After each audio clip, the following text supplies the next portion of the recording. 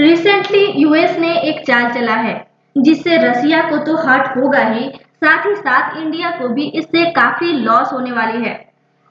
Recently इस पर a lot of articles हमें देखने को मिल रहा है कि यूएस इंडिया को कह रहा है कि रसिया के साथ ट्रेड करना बंद कर दो, स्पेशली डायमंड के मामले पर, जो कि इंडिया के लिए एक मल्टी बिलियन प्रोजेक्ट है। US tells India to stop trade with Russia. US को रसियन ओरिजिन डायमंड से क्या प्रॉब्लम है? इंडिया किस हद तक डिपेंडेंट है रसियन डायमंड पर? इंडिया सबसे बड़ा एक्सपोर्टर है डायमंड का, बट जैसे कि हमें पता है कि डायमंड एक्सपोर्टर्स के टॉप 3 लिस्ट में चाइना हुआ करता था, अब चाइना सबसे नीचे है। According to data all over world में आप किसी भी कंट्री में चले जाइए, वहां के कोई सा भी डायमंड स्टोर में जाइए, वहां जो डायमंड्स है उन सब का पॉलिशिंग इंडिया में ही हुआ होगा या फिर इंडिया से ही एक्सपोर्ट किया गया होगा। बाकी कंट्रीज में रफ डायमंड्स को इंडिया में लाया जाता है, इन्हें हम बहुत ही स्किलफुली पॉलिश करते हैं और दूसरे कंट्रीज में भेजते हैं। रिसेंटली एक रिपोर्ट पब्लिश हुई है क्रिसिल की, India's diamond exports are expected to surpass $20 billion CRISIL report. उन्होंने कहा है कि आने वाले कुछ सालों में इंडिया का जो टोटल डायमंड एक्सपोर्ट है ये $20 बिलियन से भी ऊपर चला जाएगा। तो आप समझ सकते हो कि ये अपने में ही एक कितना बड़ा सा एक अमाउंट है। इससे आपको अंदाजा तो लग ही गया होगा कि इंडिया के गुजरात में जहां डायमंड इंडस्ट्री मिलेगा हमें, वहां कितने लोगों को रोजगार मिल रहा है। डेली मिलियंस ऑफ डॉलर्स का कारोबार होता है गुजरात के सूरत में। इसलिए इंडिया को कहा जाता है the world's largest cutting and polishing centre of diamonds.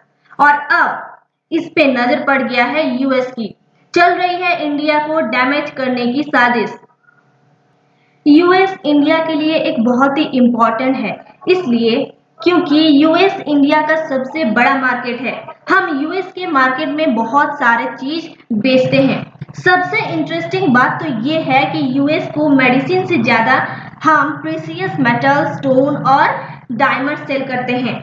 इसका टोटल एक्सपोर्ट है 11 to 12 बिलियन डॉलर।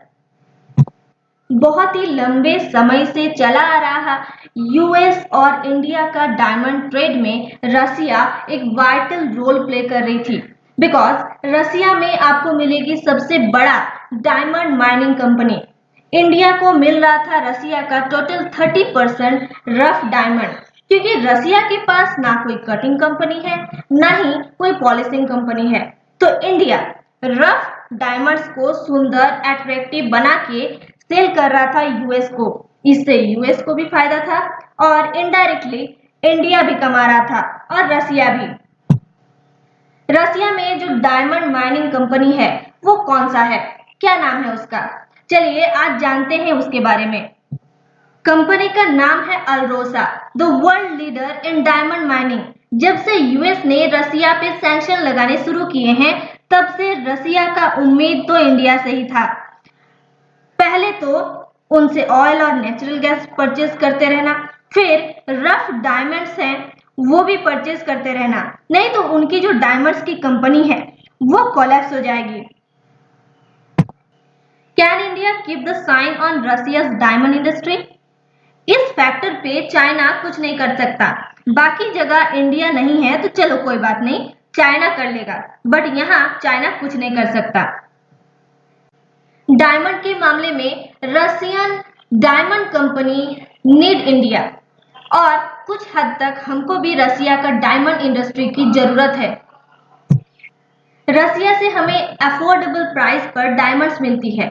यूक्रेन में जो वॉर हो रहा है उसके वजह से कहीं ना कहीं इंडियन इंडस्ट्री रिस्क में है, क्योंकि यूएस ने साफ कह दिया है कि जो भी रसियन डायमंड्स है उन्हें रसियन मार्केट में एंट्री नहीं मिलेगी। यूक्रेन में जो वॉर हो रहा है उसके वजह से कहीं ना कहीं इंडियन इंडस्ट्री को रिस्क में है, क्योंकि यूएस ने साफ कह दिया है कि जो भी रसियन डायमंड्स है उन्हें यूएस मार्केट में एंट्री नहीं मिलेगी। यूएस गवर्नमेंट मर्चेंट्स को कह दिया है कि किसी भी देश से डायमंड्स लेने से पहले कंट्री ऑफ ओरिजिन जान लो, और जैसे ही पता चलता है कि ये रशियन डायमंड्स है तो उन्हें रिजेक्ट करके रिटर्न कर दो। और रसिया इस बात पर बहुत ही दुखी है क्योंकि इंडिया कहीं से भी रफ डायमंड्स परचेज कर सकता है, पर इंडिया के बिना रसिया का माइनिंग इंडस्ट्री का क्या होगा। अब इंडिया को भी डायमंड महंगा पड़ जाएगा क्योंकि रसिया के जैसे मार्जिन कोई भी देश नहीं दे पाएगा, और ये प्रॉब्लम कंटिन्यू चलेगी कई सालों तक।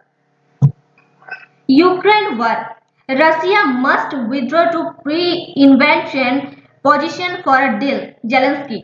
यूक्रेन प्रेसिडेंट जेलेंस्की का ये डिमांड है कि जब तक रसिया टोटली विथड्रॉ नहीं करेगा तब तक वो कोई भी डील नहीं करेंगे रसिया के साथ।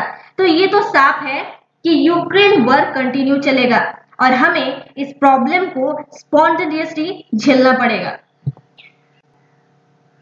यूक्रेन वॉर भी बहुत लॉन्ग टाइम तक चलेगी और इससे नेगेटिव इम्पैक्ट देखने को मिल रही है। इंडिया का डायमंड इंडस्ट्री खतरे में है।